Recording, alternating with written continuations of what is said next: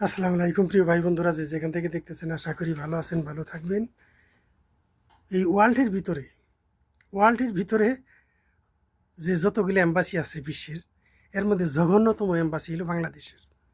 আমার 30 বছরের অভিজ্ঞতা থেকে আমি বলতেছি যে এদের মতো জঘন্য লোক বিশ্বের মধ্যে আর নাই।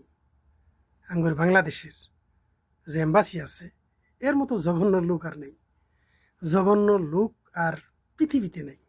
আপনি বহু সহযোগিতার জন্য গেছি, পাইনি কে।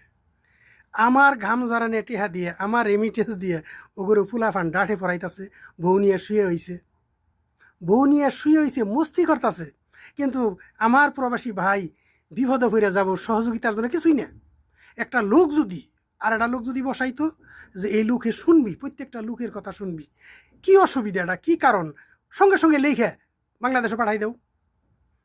আমরা যে আছি আমরা তো সবাই শিক্ষিত না, মূর্খ লোক। কিছু কারো জ্ঞান আছে, কারো জ্ঞান নাই। সারাদিন কাম করি, ঘাম জড়াই, মাথা 94 থাকে সবসময়।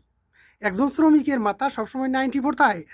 যদি ভালো একটা লোক ওখানে বসায় শুধু কনসালিং করার জন্য, যে ভাই আপনার কি অসুবিধা, এটা ঠিক আছে, যে লেখলাম এখানে সই করেন, আমরা দেশ পাঠাইতাছি, আপনি এত দিনের মধ্যে রেজাল্ট পাবেন, আপনার কি সমস্যা।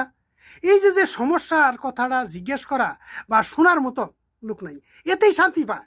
একজন প্রবাসী যদি সঠিক একটা দিক নির্দেশনা পায়, তাহলেই মনে করে যে একজন প্রবাসী আসমান জমিনের মধ্যে ফারাক হয়ে গেল গা, মানে কয়েকশো কোটি টাকার একটা জিনিস পাই গেল গা, যদি কথার একটা সহযোগিতা পায়।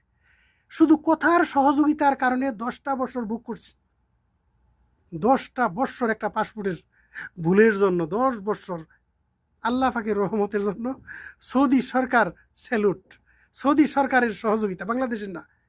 আমারে সৌদি সরকারের আইনে কইছে তোর বাংলাদেশ থেকে পাসপোর্ট নিয়া আমরা তোরা ঠিক করে দিব, নিয়া তাও ঠিক করে দিব তোর। আমি প্রথম বাঙালি। নামের ভুল, এই ভুল সেই ভুল, সমস্ত ভুল সঠিক করে একটা ভিসা লাগাই দিছে এখানে আমারে। কিন্তু বাংলাদেশের সহযোগিতা পাইনি আমি, বুঝছেন? বাংলাদেশের সহযোগিতা পাইনি। পাবেন না, আপনি পাবেন না। কারণ নিকৃষ্ট মানের এম্বাসি হলো বাংলাদেশের।